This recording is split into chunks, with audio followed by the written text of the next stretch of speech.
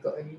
Okay, Assalamualaikum warahmatullahi wabarakatuh dan selamat malam. Hari ini kami akan membentangkan berkenaan dengan kajian kes NAFTA bagi kursus perniagaan antarabangsa. Saya Muhammad Nosafan bin Sari, nombor matrik 257532 bersama 3 orang rakan.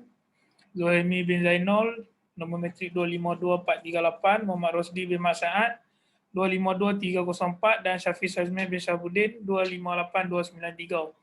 Okay, hari ini kami akan menerangkan serba sedikit berkenaan dengan NAFTA ni lah. Pertama, apakah rasional penubuhan NAFTA ni? Rasional dia untuk aliran dagangan Malaysia dengan negara-negara kumpulan NAFTA, EU dan Asia ataupun AFTA akan semakin tinggi aliran dagangan dia. Lepas tu peningkatan dagangan antara Malaysia sebahagian besarnya disumbangkan oleh kedudukan atau prestasi negara rakan dagangan Malaysia dalam kumpulan ini yang mana terdiri daripada negara-negara ASEAN. Lepas tu daripada segi jarak pula memperlihatkan bahawa peranan jarak antara negara masih signifikan untuk dalam mempengaruhi perdagangan Malaysia sebab dekat. Lepas tu peningkatan hubungan dagangan antara negara dipengaruhi oleh jarak tadi itulah. Untuk bagi kes Malaysia, hubungan dagangan ni lebih signifikan sekiranya Malaysia menjalankan hubungan dagangan dengan negara rakan dagangan yang berdekatan seperti Indonesia, Singapura, Thailand dan sebagainya. Okay, lepas tu dari segi ekspor Malaysia pula ia akan terus bertumbuh dan asas ekonomi negara dan juga pendapatan negara akan harus diperkukuhkan untuk dagangan ekspor Malaysia.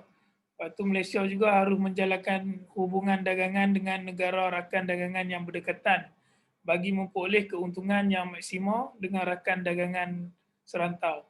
Okay, seterusnya saya akan serahkan kepada saudara Zulhelmi bagi menerangkan keburukan NAFTA ni kepada negara anggota dan pada perniagaan antarabangsa. Dipersilakan. Terima kasih Muhammad Nosafwan. Saya Zulhelmi bin Zainal. Keburukan NAFTA kepada negara anggota dan pada perniagaan antarabangsa. Salah satunya peningkatan defisit perdagangan di Amerika Syarikat. NAFTA telah menyebabkan perdagangan antara 3 negara anggota menjadi lebih daripada 2 kali ganda. Kerana perbezaan ekonomi antara Amerika Syarikat dengan 2 rakan perdagangan, pengurangan perdagangan halangan telah membawa kepada peningkatan yang besar dalam defisit perdagangan. Defisit perdagangan kami dengan Kanada adalah sebanyak 22 bilion pada tahun 2009. Semasa krisis ekonomi global. Sebelum itu defisit ialah 78 bilion pada 2008. 68 bilion pada tahun 2007 dan 72 bilion pada tahun 2006. Dengan Mexico, defisit perdagangan ialah 48 bilion pada tahun 2009, 65 bilion pada tahun 2008, 75 bilion pada tahun 2007 dan 65 bilion pada tahun 2006. Angka ini jelas menunjukkan hubungan yang tidak seimbang.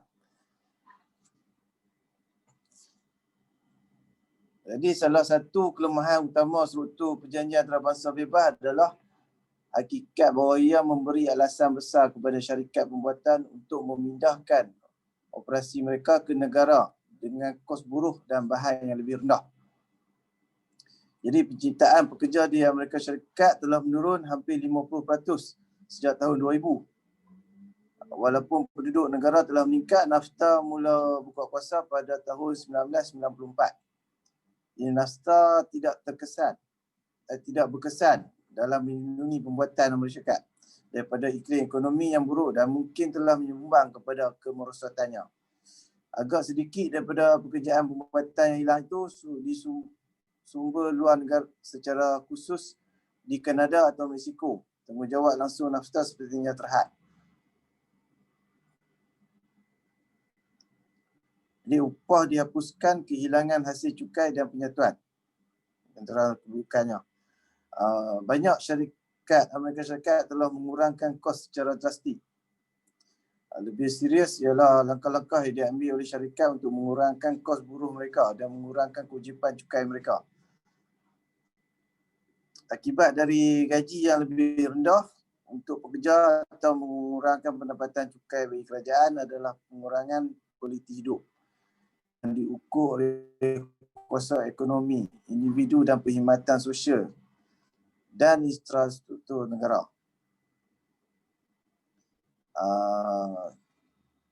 Jadi sahabat saya Syafiq Shazmi akan menerangkan selanjutnya. Terima kasih. Okey, Assalamualaikum. Saya Syafiq Shazmi. Okey, saya akan sambunglah presentation daripada saudara Zulhilmi. Okey, saya akan terangkan semula. Ada lagi satulah, itu keburukan NAFTA ni pada negara anggota dan pada perniagaan antarabangsa. Okey, dia punya keburukan yang paling terakhir ni, degradasi alam sekitar. Okey, dengan memindahkan pengeluaran di luar masyarakat, syarikat boleh memanfaatkan undang-undang persekitaran yang lebih lembap, terutamanya di Mexico di mana NAFTA digunakan. Okey, bagi pengeluaran yang sama yang dilakukan dengan cara yang lebih murah dan lebih kotor, semestinya akan menyebabkan kesan buruk pada alam sekitar, baik di peringkat serantau dari segi pencemaran dan kemerosotan ekosistem kita dan di seluruh dunia, dari segi pengurangan sumber dan juga pelepasan gas bagi rumah hijau. Okey, next slide. Okey, bagi untuk perluasan keanggotaan NAFTA ni, soalan ni, okey, untuk keanggotaan NAFTA ni perlu diperluaskan ke negara anggota lain yang berhampiran bagi meningkatkan kadar pertumbuhan ekonomi negara anggota dalam segi import dan juga ekspor barangan antara negara-negara anggota yang terlibat. Okey, kadar dinamik berlaku dalam sektor ekonomi dan politik dunia mulai berubah kerana munculnya gelombang ekonomi neoliberal yang mula digunakan oleh banyak kawasan di dunia. Okey, NAFTA pada taraf tersebut berperanan penting dalam penambahbaikan ekonomi Mexico. Tapuk pemerintahan Mexico saat itu menempatkan negaranya dengan sedemikian rupa agar sesuai dengan hal-hal berkaitan perdagangan yang dibawa oleh NAFTA. Okey, dalam tempoh waktu 6 tahun setelah kali pertama pelaksanaan perjanjian NAFTA, Mexico telah mampu meningkatkan nilai PDB, pelaburan maupun ekspor barang. Okey, pertumbuhan pembaikan ekonomi ini tentunya mengikuti keadaan ekonomi serta politik Mexico yang semakin stabil. Okey, kekuatan hubungan serta integrasi ekonomi antara perdagangan Amerika Syarikat dan juga Mexico kemudian membuktikan salah satu perdebatan dasar neoliberalisme mengenai keuntungan secara mutlak. Okay, kestabilan ekonomi serta peningkatan nilai perdagangan di antara kedua negara tersebut juga sejajar dengan positif sum game, yang artinya keuntungan maupun kerugian yang didapati daripada kedua negara tersebut hasilnya adalah positif. Okey, untuk slide yang seterusnya saya serahkan kepada Muhammad Rusdi. Terima kasih. Assalamualaikum. Saya Muhammad Rusdi bin Mas'ad. Okey, saya akan menerangkan berkenaan manfaat industri automobil dan tekstil. Okey, manfaat dia adalah ekspor sokongan utama Mexico ke Amerika Syarikat termasuklah peralatan elektronik, spare part kenderaan bermotor, bahan kimia dan produk hasil pertanian. Okey, selain itu pekerja automobil AS bimbang bahawa perdagangan bebas dengan Mexico akan menghilangkan pekerjaan mereka, baik disebabkan oleh import kenderaan yang lebih murah dari Mexico atau ke syarikat kenderaan AS yang berpindah ke Mexico. Okay. Kilang pemasangan kenderaan Mexico mempunyai pekerja berkualiti tinggi dengan gaji yang rendah. Okay. NAFTA juga akan meningkatkan ekspor automotif dan alat ganti Amerika Syarikat ke Mexico. Dengan kenaikan import Amerika Syarikat yang lebih kecil, kerana Mexico mempunyai tarif awal yang lebih tinggi. Next slide. Okey, manfaatnya yang seterusnya, perubahan yang berpotensi dalam sektor automotif akan bergantung pada lebih dari penghapusan tarif.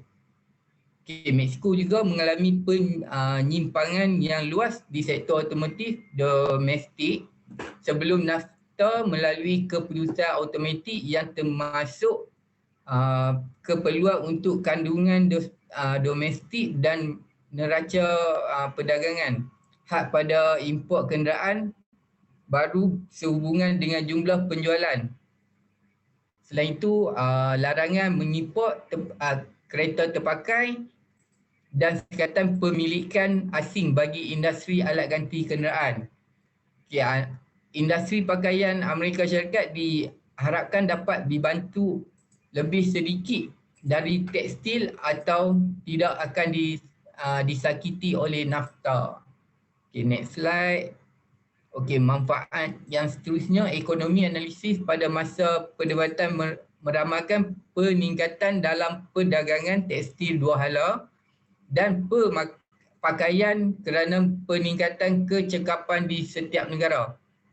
Okey, peningkatan dalam perdagangan dua hala di sektor tekstil mendapati keuntungan kesejahteraan Amerika Syarikat dan Mexico ketika negara tersebut meliberisasi perdagangan tekstil. Kesan NAFTA adalah menghapuskan kuota tekstil dan pakaian di NAFTA yang semestinya memihak kepada Mexico mengatasi pengeluar lain seperti di Asia dan membawa kepada pengalihan perdagangan. Sejak berlakunya NAFTA, pengeluaran tekstil Amerika Syarikat telah meningkat, penggunaan tekstil dan pakaian kedua-duanya terus menurun. Okey, seterusnya berkenaan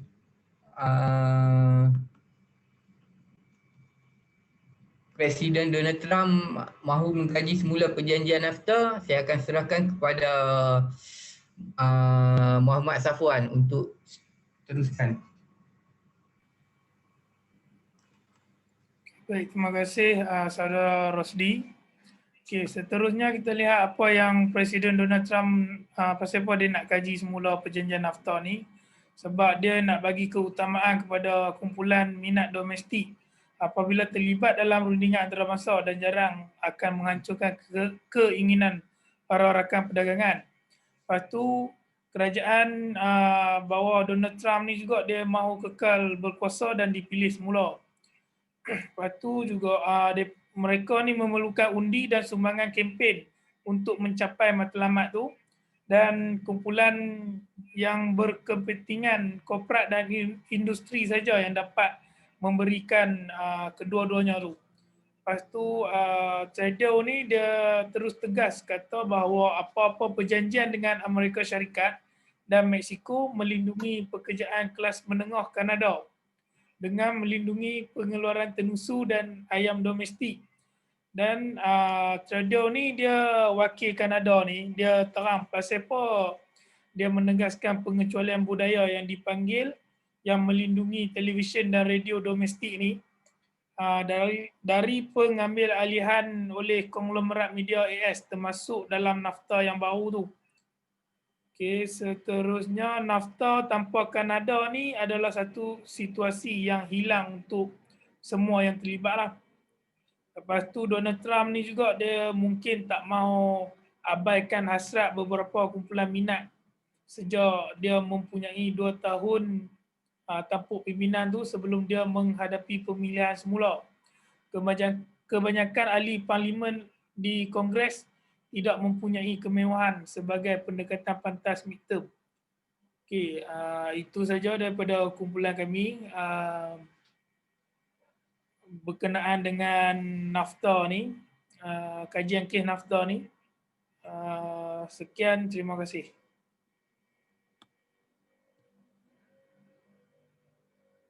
Assalamualaikum.